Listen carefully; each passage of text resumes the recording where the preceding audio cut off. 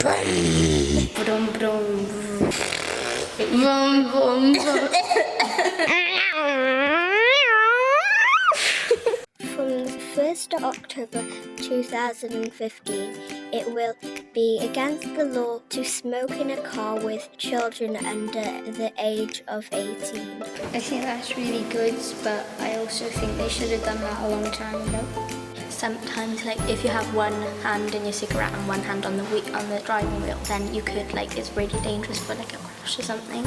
I think it's a good thing for kids and for the adults who are in the car as well. Because it affects, like, your health, and it could maybe affect people who are around you. And adults can just tell them, oh, can we stop, and then go out for some time for some air, because they don't want to be in the same car as you if you're going to smoke, but it's not fair on children because we have no choice. I think it's bad for you.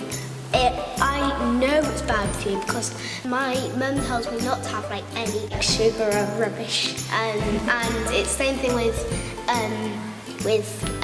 smoking, because smoking can make you ill, and sometimes sugar can if you have rubbish stuff.